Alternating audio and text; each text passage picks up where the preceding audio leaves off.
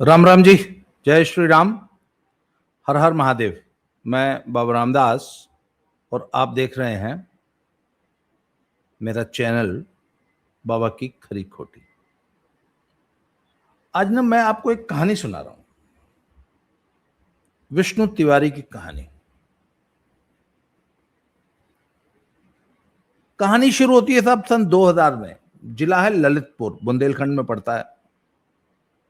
जब आप ये दिल्ली से भोपाल जाते हैं ना मुंबई वाले रोड पे, तो ललितपुर स्टेशन आता है। वो आई थिंक यूपी का लास्ट जिला है, उसके बाद मध्य प्रदेश शुरू हो जाता है। उस इलाके की कहानी 2000 सन 2000 मतलब आज से 26 साल पहले। विष्णु तिवारी, उस वक्त उसकी एज थी 23 ईयर्स। पड़ोस में एक परिवार रहता था। गांव में जमीन जायदाद के झगड़े आम बात है, वेरी वेरी कॉमन। जमीन के झगड़े का कुछ विवाद था, जमीन का कुछ था। उस लड़की ने इनके खिलाफ दुष्कर्म और SC/ST एक्ट, एट्रोसिटी, अत्याचार की रपट लिखा दी सर।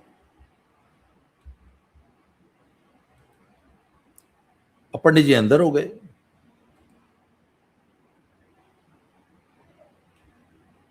दो 2003 में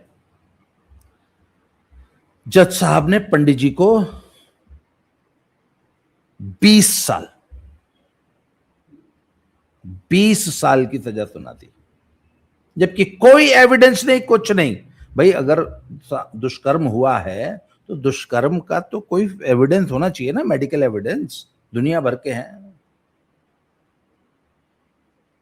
फिजिकल इंजरीज होती हैं, मार्क्स होते हैं, फॉरेंसिक एविडेंस होता है। और ऐसा तो नहीं आज से 26 साल पहले फॉरेंसिक साइंस नहीं थी, खूब थी। बहुत सारे टेस्ट होते थे उस वक्त, तो और बड़े कायदे से होते थे। 2 फिंगर 3 फिंगर टेस्ट होते थे। कोई एविडेंस नहीं था, कुछ नहीं था। इसके बावजूद लोअर कोर्ट ने लड़के को 20 साल की सजा सुना दी।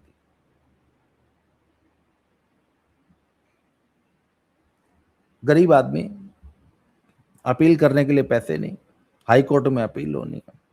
हाई कोर्ट में जाने का मतलब ये लाखों रुपया। उस जमाने में भी, यस आज भी, अगर आपको हाई कोर्ट में खाली कोई छोटी सी भी रिट दाखिल करनी है, लाख 1.5 लाख रुपए तो आप लेके जाओ। अब एक गांव का आदमी, आप बताओ यार, जो गरीब आदमी वो कहां से लाएगा 1.5 लाख रुपए? हमारे जुडिशरी का सबसे बड़ा प्लॉट है कि गरीब आदमी न्याय ले ही नहीं सकता। और अमीर आदमी के लिए, जो करोड़पति अरबपति हैं, जो लॉबिस्ट हैं, जिनके पीछे डीप स्टेट का हाथ है, सुप्रीम कोर्ट रात को 2 बजे खुल जाता है।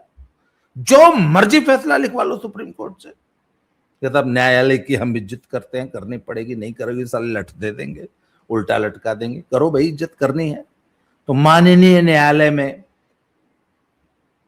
बेचारे को रिट दाखिल करने में ही अपनी सजा के खिलाफ कई साल लग गए। खैर किसी तरह वो रिट दाखिल हुई। अब कोई सस्ता ही वकील ढूंढा होगा, उसने रिट दाखिल कर दी। अच्छा, जो महंगे वकील होते हैं पैसे तो लेते हैं, पर आपका केस तुरंत लिस्ट में भी आ जाता है, सुनवाई हो जाती है। अब सस्ते वकील को कहां से क्या। अब ये भी हो सकता है उनको फ्री का वकील सरकार ने दिलाया हो। 16 साल तक उसकी रिट सुनी ही नहीं गई। जी हां, 16 साल तक। इस बीच वो जेल में बंद था। फिर 16 साल बाद उसका मुकदमा आया लिस्ट में, सुनवाई हुई और 3 4 5 सुनवाई में सुप्रीम हाई कोर्ट ने मुकदमा खारिज कर दिया कि कोई एविडेंस है ही नहीं। ऐसे कैसे तुमने लड़के को बंद कर दिया? 20 साल उसकी जवानी खा गए। अच्छा, मजे की बात, उस पर 2 आरोप थे। एक था सेक्सुअल असॉल्ट, दुष्कर्म का, उसमें सिर्फ 10 साल की सजा हुई। और SC/ST एक्ट में उसमें 20 साल की सजा हुई। तो आपको एक बात पता है, अगर कोई लड़की अगर आपके ऊपर झूठा आरोप भी लगा दे ना, झूठे ऐसे ही, इसने मुझे जाति की गाली दी, या इसने मेरे साथ ये किया, इसने मेरे को उल्टा सीधा कुछ भी, आजकल तो देखना, अगर आप लगातार घूर के 2 मिनट देख दो तो भी आप गए सारी जिंदगी के लिए अंदर। आपको पता उस लड़की को 1.5 लाख रुपया कैश मिलता है सिर्फ आरोप लगाने भर का, क्योंकि अब तो वो विक्टिम हो गई।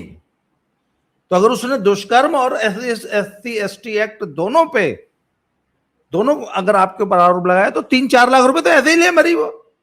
सरकार दे रही है आपके खिलाफ मुकदमा करने के लिए, आपसे कानूनी लड़ाई लड़ने के लिए।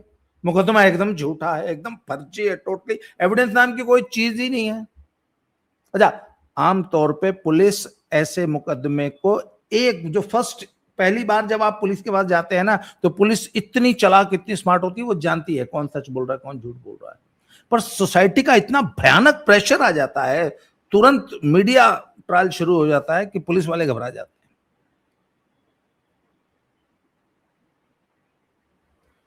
तो वो बेचारे, उनके हाथ बंधे होते हैं, वो सच्चाई जानते हुए भी उनके हाथ बंधे हैं। वो चाहते तो उस केस में FIR लगा के उस लड़के को, चार्जशीट की नौबत नहीं आती, पहले ही FIR लगा देते, फाइनल रिपोर्ट नहीं, जो इन्वेस्टिगेशन में आरोप झूठे पाए गए, पर नहीं, तब ऐसे कैसे? बेचारी विक्टिम, बेचारी महिला, बेचारी होली खाऊ, एक तो महिला ऊपर से SC ST एक्ट। तो उसको दुष्कर्म में सिर्फ 10 साल की सजा हुई थी विष्णु तिवारी को, SC ST एक्ट में 20 साल की हुई थी। अच्छा, आमतौर पे SC ST एक्ट में आरोप पता है क्या लगाए जाते हैं?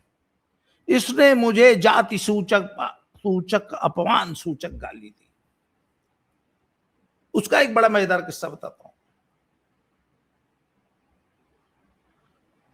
एक बार हमारे लोकल थाने में एक मुंशी जी थे, बहुत एक्सपीरियंस थे, उनका बेटा हमारे यहां पढ़ता था, सैदपुर की बात है। तो वो उन्होंने मुझे एक किस्सा सुनाया था।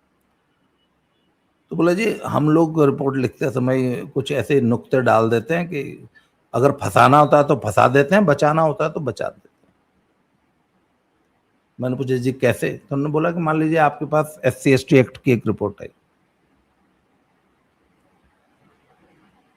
तो अगर मौखिक रिपोर्ट लिखा रहा है अगला, तो यदि उसने बोला कि इसने मुझे गाली दी है चमार, मान लीजिए ऐसी गाली दी, तो अगर मैंने लिख दिया उसमें इसने मुझे गाली दी है चमार, तो इस पे SC ST एक्ट नहीं लगेगा, क्योंकि चमार एक संवैधानिक शब्द है और संविधान में हमारे दर्ज है, गजट में दर्ज है, वह एक जाति का नाम है। यदि उसको आप अपमानजनक तरीके से बोलते हैं तब वो गाली बनता है। तो यदि मैं अपनी उस FIR में लिख दूंगा अरे चमरा, then it becomes a derogatory abuse, वहां पे SC ST एक्ट लग जाएगा। अच्छा, जो लोग गांव में रहते हैं, और हमारा जाति व्यवस्था से तो ग्रसित समाज है ही है, मतलब मानना पड़ेगा। अच्छा, ब्राह्मणों को क्या ब्राह्मण जाति सूचक गालियां नहीं दी जाती है? हरियाणा में चून मंगे बोलते, भिख मंगे, पूड़ी खानी है, और पता नहीं क्या क्या बोलते।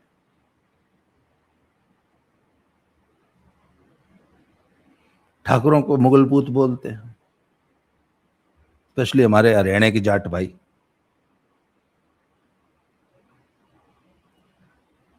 तो भैया ये जाति सूचक गालियां तो हर वर्ग को दी जा रही हैं, और सवर्ण कंप्लेंट नहीं कर सकता। तो SC ST एक्ट में पहुंच गई, तब इसने मुझे जाति सूचक गाली दी, मेरा अपमान किया, एट्रोसिटी, और उस पर 20 साल की सजा, और कुछ नहीं, कोई प्रूफ नहीं। विक्टिम ने बोल दिया, पहले तो 1.5-2 लाख रुपया तो ऐसे कैश दे देती है गवर्नमेंट, अरे भाई पीड़िता है, इसको गाली सुननी पड़ी है, दे दो इसको 2 लाख रुपए। और बेचारे विष्णु तिवारी को 20 साल की सजा। अंत में सन 2023 में 20 साल की पूरी सजा ऑलमोस्ट काट चुके थे, तब हाईकोर्ट ने फैसला दिया कि लड़का तो निर्दोष था।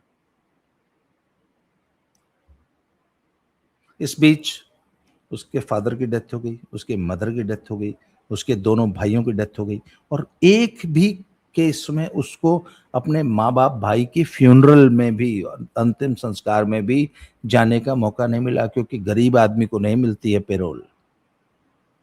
जी हाँ, वो उमर खालिद को ही मिलती है, वो राम रहीम को ही मिलती है, जो अरबपति आदमी है। सिर्फ ये न्याय सिर्फ उनके लिए है, गरीब आदमी के लिए कोई न्याय नहीं है।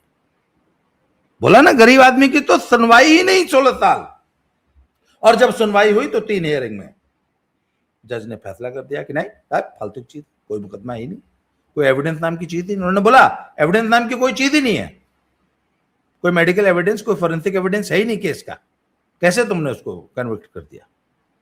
और ये तो जमीन का झगड़ा था, आपसी विवाद में आप कोई भी किसी को भी, मतलब हम तो डे 1 से चिल्ला रहे हैं कि जब, इसीलिए तो मैं कहता हूं कि जब भी कोई महिला ऐसी कोई भी कंप्लेंट लेके आती है, हाय मेरी के लिए ये हो गया, तो मैं तो, मेरे तो अल्तेशन कुत्ते की तरह कान खड़े हो जाते हैं कि पहले चेक करो, झूठ तो नहीं बोल रही, झूठ तो नहीं फंसा रही, फ्रॉड तो नहीं है।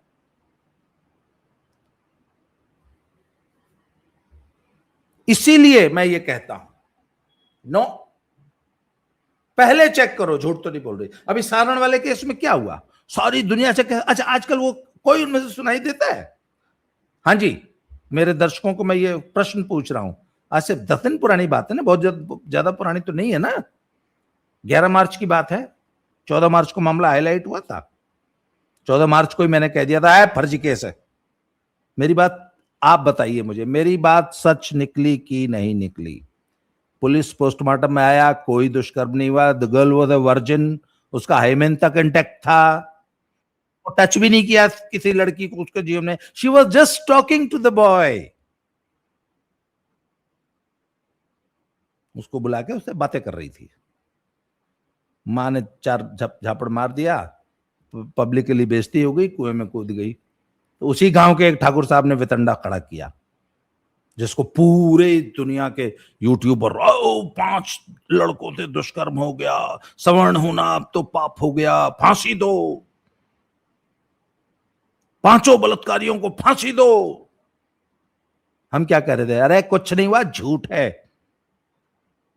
हमारी बात सही निकली कि नहीं निकली? आज कोई भी नहीं, आज जितने लोग फांसी मांग रहे थे, बुलडोजर चढ़ा दो, एनकाउंटर कर दो, आज कोई दिखाई देता है?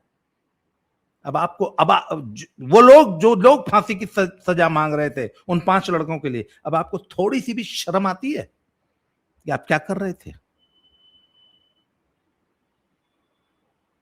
मैं तो पहले दिन ही कहा था कि ना वो लड़की हमारे कोई रिश्तेदार लगती है, ना वो लड़के लगते हैं, लड़की तो मेरी स्वजाती है, इसके बावजूद मैं कह रहा हूं झूठ बोल रही है, क्योंकि हमने तो सच्चाई का साथ देना है ना। ये होली काउज किस तरह समाज को खराब करती हैं, और ये जो कानून बना रखे हैं, ये असल में एट्रोसिटी, ये कानून है जिसमें आपने एक वर्ग को खुली छूट दे रखी है कि किसी को भी झूठा आरोप लगा के फंसा दो और जिंदगी बर्बाद करो। आप बताइए ना, एक 23 साल के लड़के को की आपने जवानी, सारी जवानी जेल में गला दी, कौन जिम्मेवार है? उसकी वो जवानी लौटा सकते हो क्या? इसलिए मैं कहता हूं, ये जब भी कोई मीडिया ट्रायल चलाते हो ना, जब भी ऐसे ही किसी भी झूठी सच्ची खबर पे जो चिल्लाने लगते हो, भैया थोड़ा सा दिमाग लगा कर, जरा सा भी आप दिमाग लगाएंगे ना, अनबायस्ड होके सोचेंगे, आपने खबर पढ़ते ही मान लिया कि हाय दरिंदे हैं, तब नहीं होगा। थोड़ा सा दिमाग लगाओ, स्टोरी को पढ़ो ध्यान से, क्या कह रही है। 5 आदमी सरेआम दिन दहाड़े ठाकुरों के गांव में, जहां 500 घर ठाकुर है, एक लड़की को उठा के ले गए, घसीट के कुएं में डाल दिया, फिर भी कोई खरोच का निशान नहीं है बॉडी पे। दिन में 2 बजे 5 लड़के गांव में ठाकुरों की लड़की को उठा के जबरदस्ती ले गए, लड़की चिल्लाई नहीं। कोई आंख का अंधा आदमी, बिल्कुल दिमाग का एकदम पैदल आदमी भी 1 सेकंड में कह देगा स्टोरी झूठी है। हमने भी तो, अरे हमने, हमारे कौन था, संजय की कोई दिव्य दृष्टि है महाभारत वाले की? हमने स्टोरी पढ़ी, स्टोरी पढ़ते ही फर्जी लग रही थी,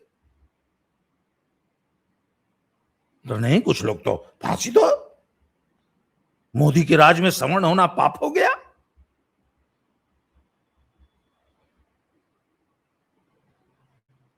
अनदर सवर्ण, यहां पर मैं, वो विष्णु तिवारी किसी भी जात का बेचारा हो सकता था, यहां एक ठाकुर लड़की 5 दलितों को फंसा रही थी, मुझे तब भी उतना ही दर्द था। मैं उन 5 दलित लड़कों के पक्ष में खड़ा हुआ था तारण कांड में।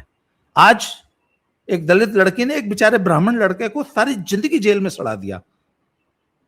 मुझे आज उस लड़के से हमदर्दी है, क्योंकि मैं जाति निरपेक्ष आदमी हूं। मैं सिर्फ सत्य का अन्वेषण करता हूं, सच के साथ खड़ा होता हूं। आप भी अपने विवेक का प्रयोग कीजिए, समाज में सच के साथ खड़े होइए, सच के लिए आवाज उठाइए। कोई जातीय दुराग्रह नहीं, सिर्फ सत्य। Only the truth must prevail. आज इतना है। विचार कीजिएगा कि ये कानून कितने भयानक है, कितना बड़ा अत्याचार, अन्यायपूर्ण कानून है इस देश में। यहां किसी भी पुरुष को आप कोई भी झूठ बोल के जिंदगी उसकी बर्बाद कर सकते हैं। सेंगर के साथ यही हो रहा है, ब्रजभूषण सिंह के साथ यही कोशिश की गई थी। कल कोई पूछ रहा था हमारे लाइव में कि उनका क्या हुआ, भग गए साले, कोई क्रॉस एग्जामिनेशन के लिए नहीं आ रहे। वो जो महिलाओं के हक की लड़ाई लड़ रहे थे, तीनों भगौड़े, मैट के भगौड़े, पहलवान आंदोलन वाले, कुश्ती संघ पे कब्जे के लिए किसी पे भी कोई भी झूठा आरोप लगा दो। और मुझे ताज्जुब होता है, हमारी सारी पॉलिटिकल पार्टियां, सारे पॉलिटिकल एनालिस्ट, सारे बड़े बड़े पत्रकार, किसी में भी सच बोलने की हिम्मत नहीं थी। सब एक सुर में ब्रजभूषण शरण सिंह को दोषी ठहराते थे। क्यों? क्योंकि लड़कियों का साथ देना, क्यों, होलिका हाउस पाल रखी ना हमने तो। और किसी पुरुष, वो भी भाजपा का नेता, वो भी ठाकुर, बस बस चढ़ा दो फांसी, नाम ही काफी है। इसलिए मैं कहता हूं, सत्य के साथ खड़े हो, सच बोलना। सच बोलने में रिस्क तो बहुत है, लोग बहुत गाली देते हैं। उस दिन जब सारण वाले कांड में जब हम 5 मांझी पासवान लड़कों के साथ खड़े थे, उनके लिए न्याय मांग रहे थे, तब पूरा सवर्ण समाज हमको गाली दे रहा था, ठाकुर बामन सब मिलके दे रहे थे।